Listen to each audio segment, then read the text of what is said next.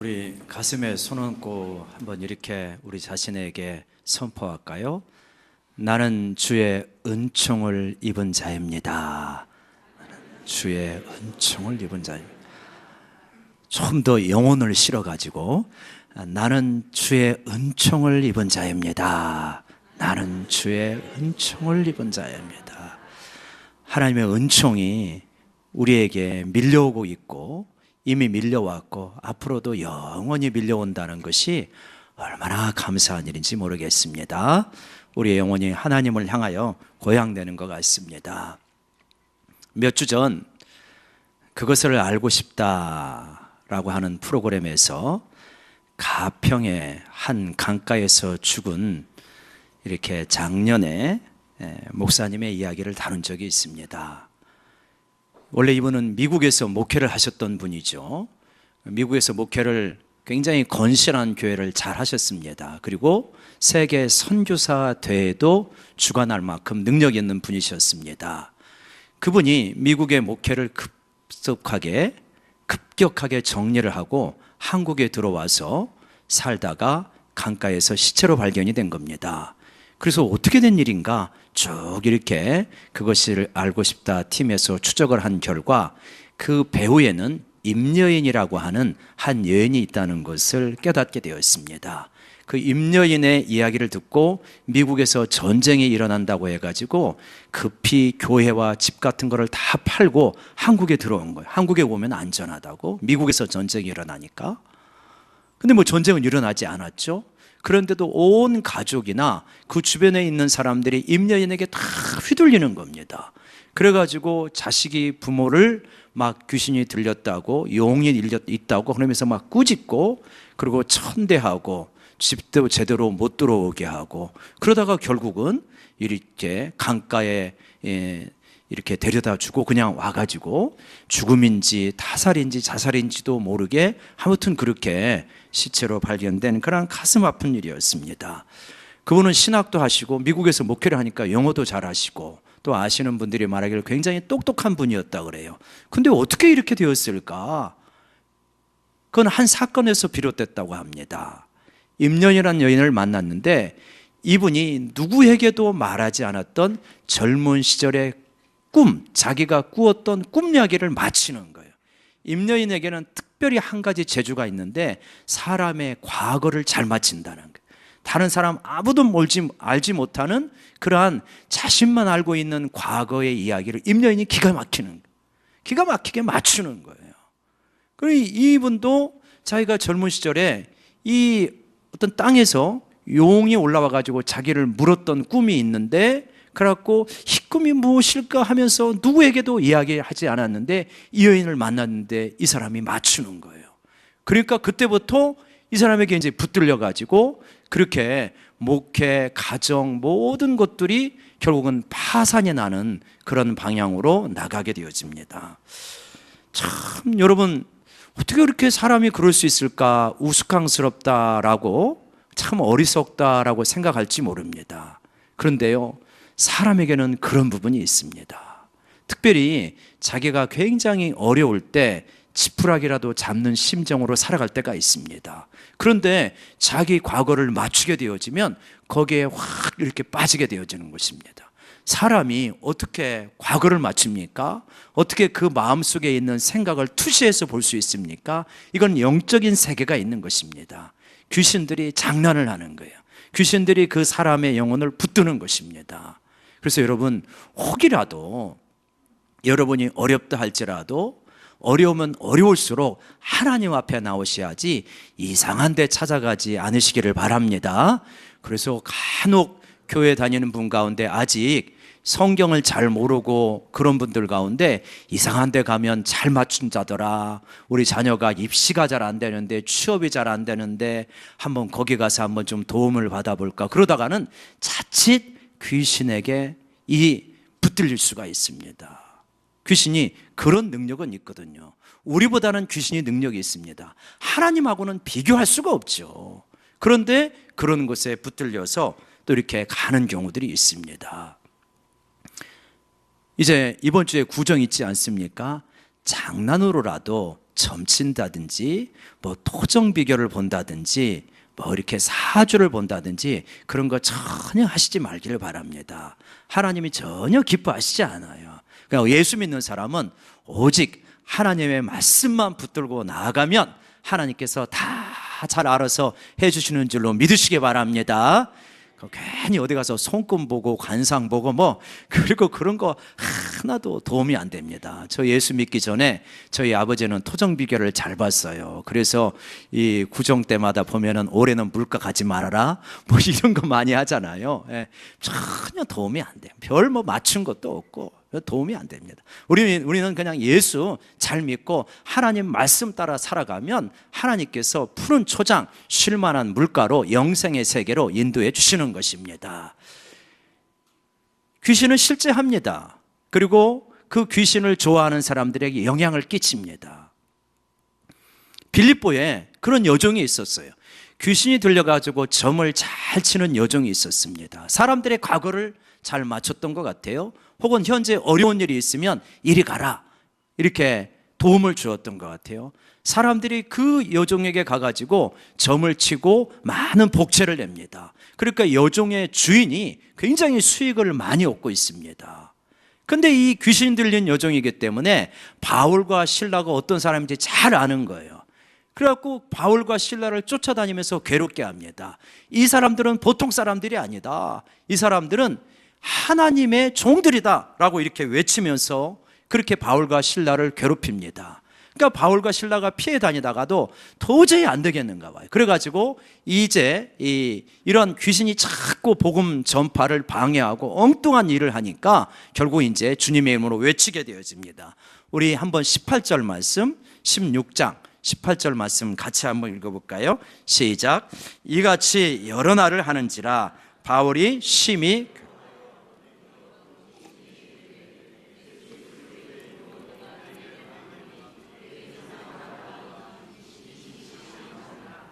그 귀신에게 말합니다. 예수 그리스도의 이름으로 내게 명하노니 그에게서 나오라 하니 어떻게 됩니까? 귀신이 즉시 나오니라. 한번 따라 외치다. 즉시 나오니라. 기가 막힌 능력입니다. 귀신이 점을 잘 쳐가지고 수많은 사람들이 그 앞에 돈을 갖다 주고 굴복을 했잖아요. 근데 예수의 이름 앞에 꼼짝 못하는 거예요. 주 예수 이름으로 명하노니 나오라. 그랬더니 즉시 나오는 거예요. 여러분, 이 세상에 어떤 영보다도 위대하신, 강력하신, 뛰어나신 하나님의 영이 우리 가운데 있다는 걸 믿으시기 바랍니다. 우리가 대단한 사람들이 귀신 가지고는 감히 게임이 안 되는 겁니다. 우리 안에 계신 성령님하고는 예수 이름으로 명하노니 꼼짝 못하고 즉시 나오지 않습니까? 귀신이 즉시 나옵니다. 얼마나 위대한 이름을 우리가 가지고 있는가. 이제 귀신이 즉시 나왔습니다. 그러니까 어떻게 된 거예요? 이 여인이 신기가 사라져버린 거예요. 눈빛이 옛날에는 묘했는데 그것이 그냥 평범한 그러한 눈빛으로 바뀌어버린 것입니다. 그러니까 누가 찾아오겠습니까? 이제 그 많은 어떻게 보면 황금알을 낳는 거인데 이게 사라져버린 거예요. 그러니까 주인이 큰일 났습니다. 괘씸합니다. 이런 녀석이 있다가는 우리 이 생업이라든가 이런 거에 큰 문제가 되겠다. 이 사람이 떠나야 혹시 얘가 또다시 귀신이 들릴지도 모르니까 그래갖고 모함을 합니다. 로마에 있는 우리가 받지도 못할 그러한 이상한 풍습을 전한다 하면서 사람들을 선동해가지고 모함을 합니다. 관리에게 끌고 갑니다. 그래가지고 모함을 하고 선동을 해가지고 많은 매를 치게 합니다. 그리고 감옥에 가둬놓습니다. 깊은 옥에 갇혔어요. 깊은 옥이라고 합니다. 이거는 깊은 감옥이에요. 지하를 말합니다. 햇빛이 하나도 들어오지 않고 불빛이 저 멀리에서 희미하게 있는 것 같은 그런 속에서 가둡니다. 많은 매를 맞았으니 얼마나 욱신욱신 쑤시고 아프겠습니까? 그러니까 참 이렇게 생각해 보면 속상한 일이죠. 고통스러운 일이죠. 아마 이렇게 우리가 복음을 전하다가 많은 매를 맞고 감옥에 갇히면 상당수의 사람들이 원망하거나 불평하거나 하나님 어떻게 이럴 수가 있나 하나님 앞에 탄식하거나 뭐 그렇게 되기가 쉽지 않겠습니까? 우리가 복음을 전하다 이렇게 매를 맞은 적이 없잖아요. 근데 우리가 이게 예수를 믿다가 교회에서 봉사하다가 조금 속상한 소리 하나만 들으면 그거 가지고 낑낑대면서 그러면서 주님을 믿네 안 믿네 이렇게 하기가 쉬운데, 그냥 예수 믿고 엄청나게 맞고 억울한 일을 당했는데 바울은 불평하는 기색이 없어요. 오히려 어떻게 합니까? 하나님 앞에 나아가서 기도하고 하나님을 찬미하는 이런 모습을 보여줍니다. 여러분, 우리가 예수 믿다가 조금 속상한 일을 당한다고 쉽게 불평하거나 원망하는 그러한 믿음이 아니시기를 주의 이름으로 축원합니다. 정말 그러한 순간에 하나님 앞에 찬양하고 기도하는 거예요. 속상한 텐데 어떻게 그럴 수가 있을까? 이 부분을 곰곰이 묵상해 봐요. 바울은 이전에 지금 2차 선교 여행 중이거든요. 1차 선교 여행 중에 루스드라에서 복음을 전하다가 이 나면서부터 걷지 못했던 사람을 일으켜준 적이 있습니다. 그러니까 사람들이 막 환호했어요. 그런데 그 이전 성읍의 유대인들이 쫓아와가지고요, 사람들을 선동해가지고 막 돌로 쳐서 죽기 직전까지 갑니다. 완전히 실신했습니다.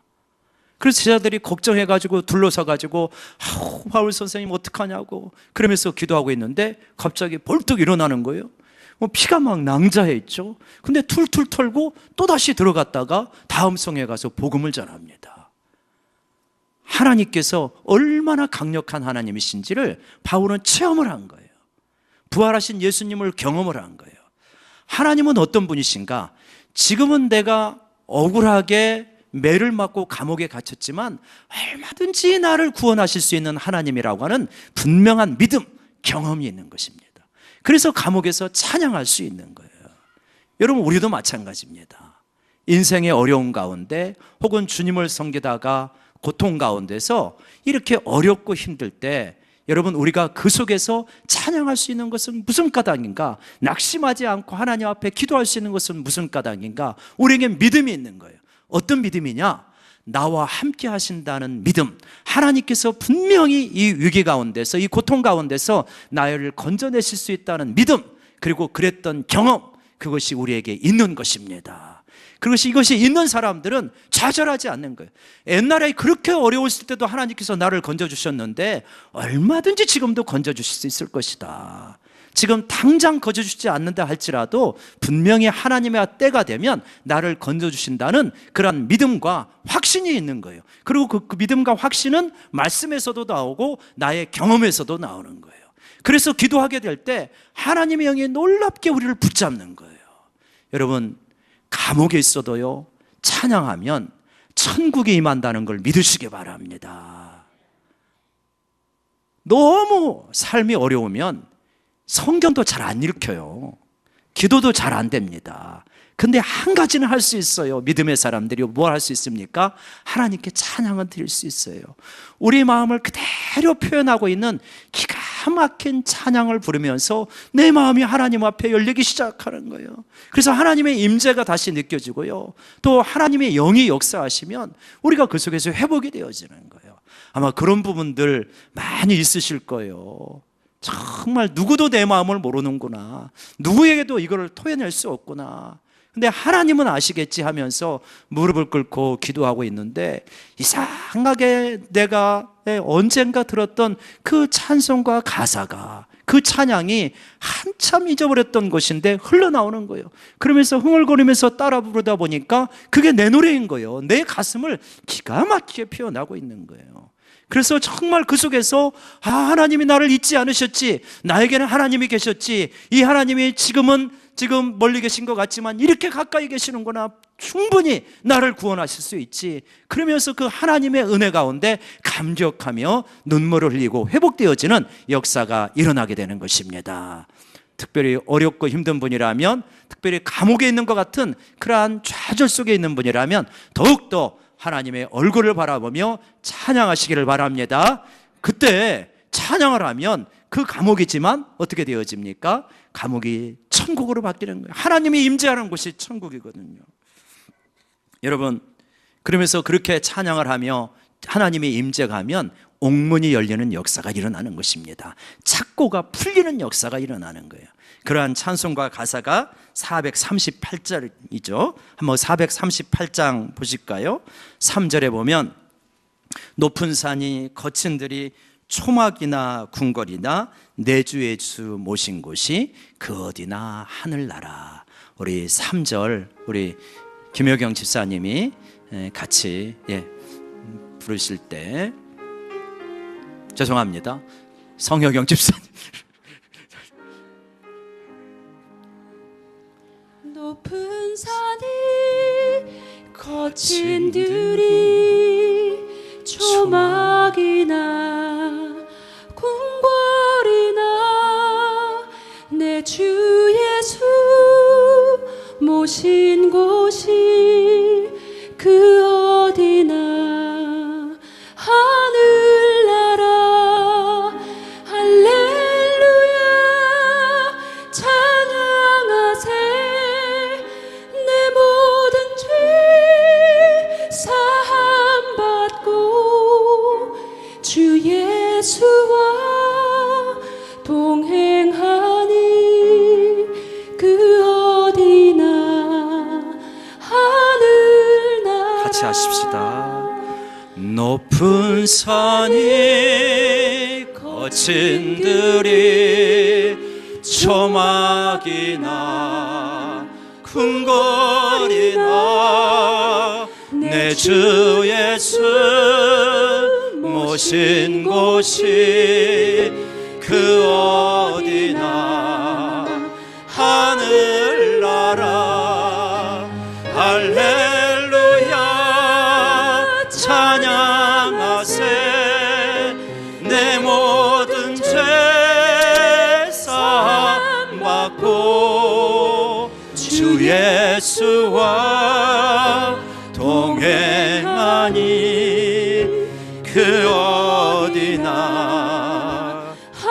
할렐루야 찬양하세. 할렐루야 찬양하세.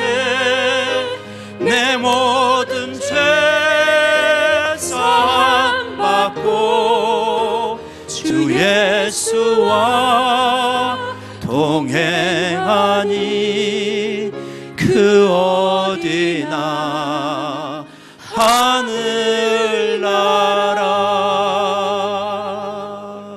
아멘. 감사합니다. 여러분, 감옥에 있다 할지라도요, 하나님이 임재하면 천국이 되는 거예요. 우리가 이 스토리를 보면 죄수는 감옥 밖에서, 이 간수는 죄수를 지키는 입장이잖아요. 근데 그 사람의 마음은 지옥이에요, 보니까. 근데 감옥 안에 있는데 바울의 마음은, 실라의 마음은 천국이에요. 누가 진짜 자유로운 사람인가? 누가 진짜 풍요한 사람인가? 환경이 전혀 문제가 아니다, 그렇게 말하기는 어렵습니다. 환경도 중요해요. 지금의 현실도 중요해요. 그러나 그 현실을 뛰어넘는 하나님의 임재, 성령의 강력한 역사, 그것이 그 환경을 뛰어넘는 놀라운 역사를 우리 심령 가운데 만들어주는 줄로 믿습니다. 바울과 실라가 감옥에서 찬송을 하니까 하나님이 그 찬송을 들으셨어요. 감동을 받으셨어요. 저는 그렇게 해석이 돼요. 하나님이 큰 감동을 받으셨구나. 그래서 그냥 그 즉시 어떤 역사를 일으키십니까? 지진이 나고 감옥문이 열리고 착고가 풀어지게 되어지는 그런 역사가 일어납니다. 죄수들이 찬송을 듣고 벌어지는 그 일을 보면서 꼼짝 못하고 있는, 왜냐하면 그들의 영적 권위에 굴복이 되어버렸어요. 우리 같으면 원망할 텐데 어떻게 저 사람들은 저렇게 평화로운 표정으로 찬양을 할까? 그리고 막 이 벌어지는 사태를 보니까 이거는 저 사람들의 찬양 때문에, 저들이 섬기는 신 때문에 이런 역사가 일어났다는 걸 직관적으로 아는 거예요. 그래서 꼼짝하지 않습니다. 그들의 표정만 살피고 있는 거예요. 근데 이거를 이 감옥 밖에 있는 죄수는 몰라요. 감옥 밖에 있는 간수는 몰라요. 이 간수는 뭐만 보냐면 지진이 일어나고 옥문이 열리고 착고가 풀어지고 그런 현상만 보는 거예요. 먼지가 뽀얗게 일어났겠죠. 뭐 전기불이 없고 등불이 멀리 있으니까 희미하니까. 그래갖고 야, 죄수들이 다 탈출했구나. 그래가지고 큰일 났네. 이 당시 어떻게 되냐면 죄수가 탈출하면 이 죄수들을 감시하고 있던 간수가 그 벌을 받게 되거든요. 그러니까 저 죄수들에게 가지고 있던 죄 벌을 내가 받게 되니 나는 이제 죽었구나. 그래가지고 그냥 그 즉시 칼을 뽑아가지고 막 자기 목을 찔러가지고 죽으려고 하는 거예요. 얼마나 사고가 극단적인지, 감정적이고 급하고 극단적이고. 하나님이 없는 사람들 자칫하면 이렇게 살아가기 쉽습니다.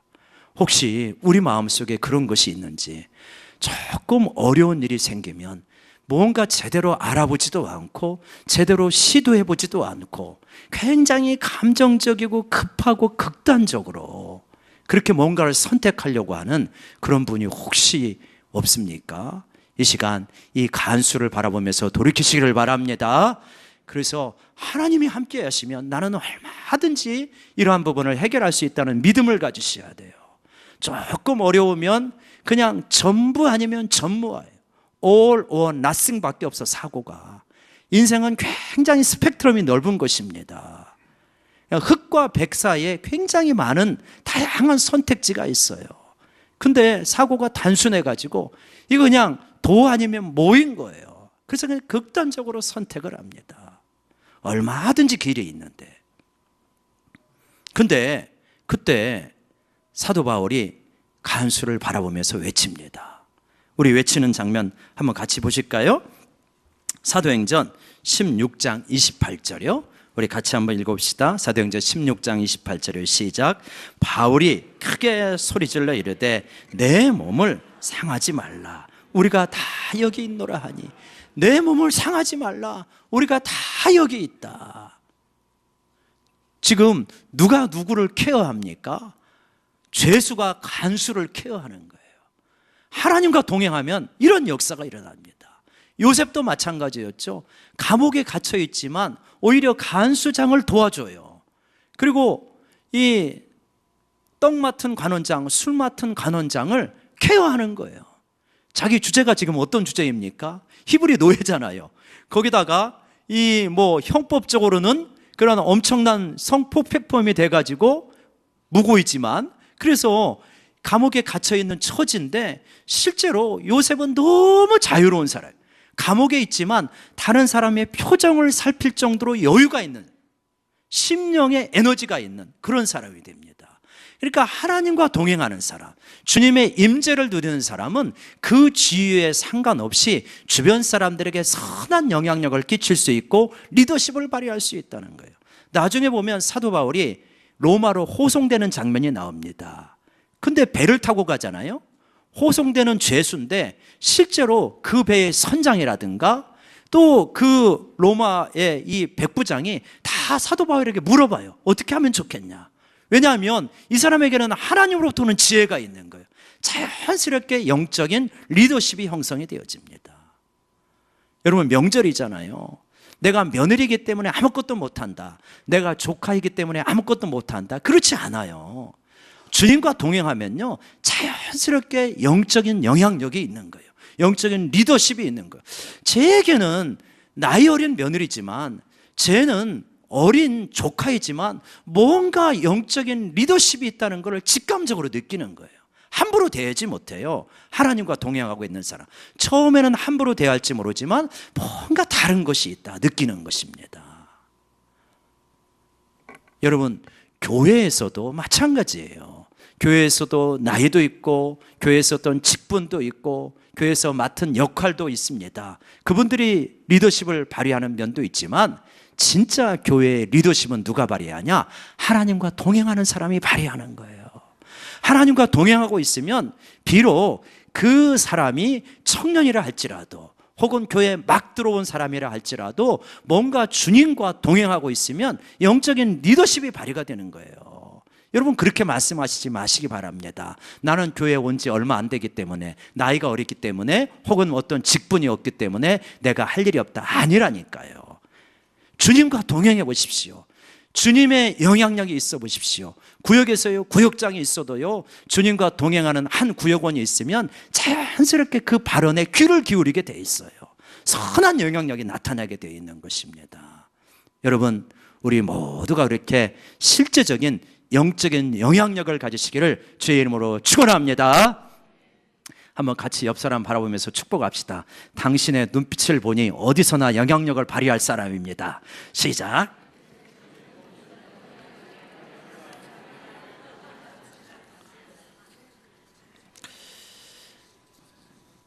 이 간수가 이 사도 바울의 외침을 듣고 그리고 이제 바울에게 쫓아갑니다. 근데 쫓아갈 때 뭡니까? 굉장히 급격하게 가요. 29절에 보니까 간수가 등불을 달라고 하며 그럽니다. 그러니까 등불이 없는 거예요. 깜깜한 거예요. 그러니까 부하한테 빨리 등불 좀 줘봐 해가지고 멀리서 등불을 가져왔습니다. 그리고 너무 급하기 때문에 그냥 걸어가지 않아요. 뛰어 들어가가지고 무서워 떱니다. 어떻게 이런 일이 일어났을까? 그래가지고 바울과 실라 앞에 엎드립니다. 엎드려서 그들을 데리고 나아갑니다. 환한 데로 가가지고 이제 묻는 거예요. 선생들이요, 내가 어떻게 해야 구원을 받으리까? 이 간수가 다른 거는 상당히 부실한 면이 있는데 하여간 질문 하나는 잘하는 사람이에요. 바른 질문을 해야 돼요. 우리 인생에 질문을 잘못하면 엉뚱한 해답을 얻어요. 근데 지금까지는 헤매였어도 질문을 잘하면 바른 대답을 얻게 되어집니다. 우리 인생이 어려울 때 이렇게 질문하시면 질문을 잘못하는 거예요. 하나님, 왜 나에게만 이런 일이 생기는 거예요? 내가 뭘 잘못했다고 이러시는 거예요? 저 사람은 도대체 왜 저러는 거예요? 이게 이제 전형적인 잘못된 질문. 바른 질문은 내게 어려운 일이 생길 때, 주님, 이거를 통해서 도대체 무슨 일을 해가시기를 원하십니까? 이걸 통해서 저에게 뭘 가르치시려고 하십니까? 이걸 통해서 제가 누구를 도울 수 있겠습니까? 이게 바른 질문이에요. 저는 지난 금요일에 금요 기도회를 하면서 하나님께서 이런 마음을 주시더라고요. 어느 교회나 마찬가지겠지만 우리 교회도 이렇게 자녀가 장애를 가지고 태어난 자녀들이 있지 않습니까? 그러면 얼마나 힘들겠어요. 근데 제가 하나님 나라에 대한 복음을 전하면서 그렇구나. 나는 참 얼마나 애쓰고 힘들까, 어떻게 위로할까, 그런 생각만 했는데 하나님 나라의 시각에서 바라보니까 어떤 면에서는 저분들은 상급이 큰 분들이구나. 아니, 태어났는데 애가 김연아같이 생겼어요. 정연같이 생겼어요. 그러면 키우면서 얼마나 그 아이들을 통해서 은혜를 많이 받습니까? 그러니까 하나님 앞에 가면 뭔 상급이 있겠어요. 너는 내가 잘 자질 좋은 애 보내가지고 그 애들 통해서 많은 위로와 기쁨과 복을 누렸지 않냐. 그러니까 너는 자녀에 대해서 칭찬받을 게 별로 없다. 근데 내 자녀가 정말 태어나면서부터 지금까지 나에게 상처를 주고 아픔을 주면 여러분, 하늘에서 상급이 크다는 걸 믿으시기 바랍니다. 뭐 장애를 가진 친구가 그러지는 않죠. 근데 보통 좋은 자질을 가지고 있는 자녀보다 장애를 가지고 있는 자녀를 키우면서 그 눈물이 얼마나 많겠어요. 그 아픔이 얼마나 많겠어요.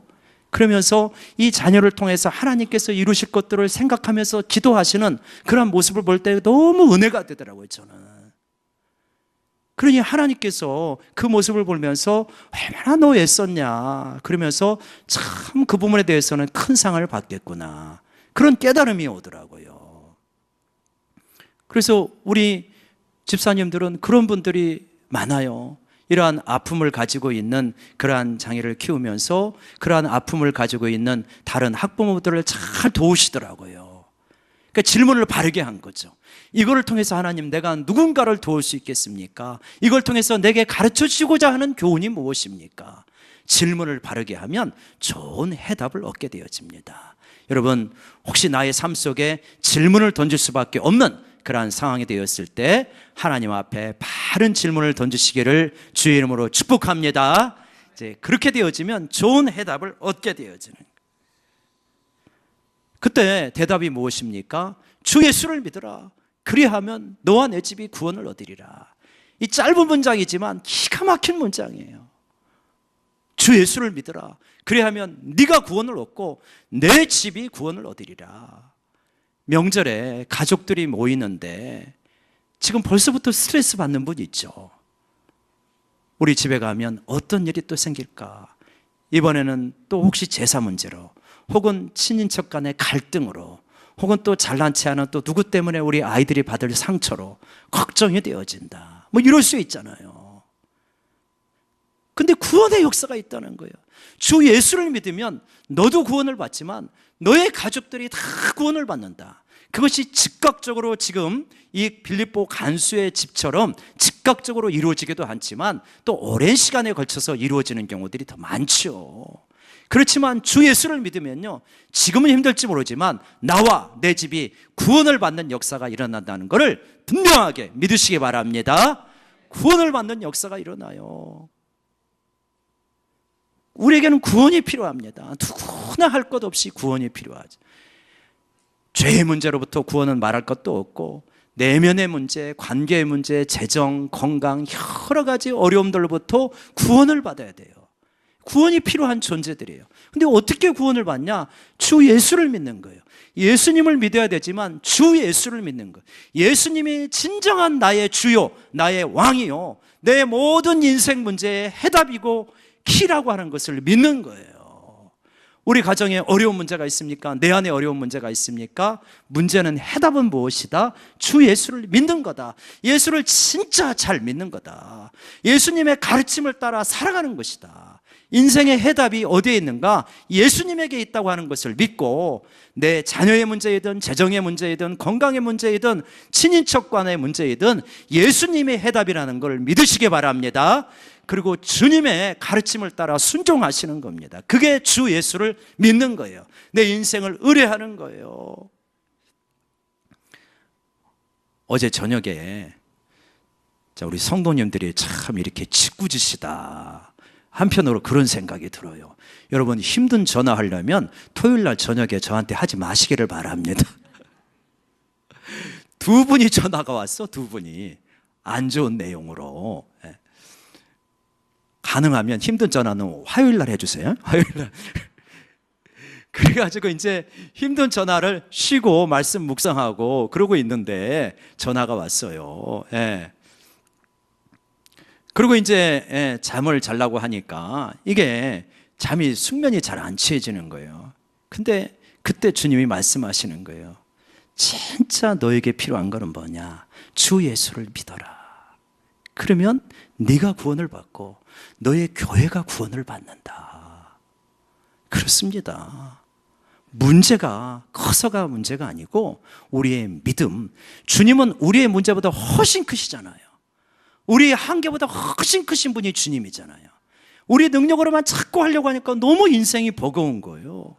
주님께서 일하시면 돼요. 주 예수를 믿으라.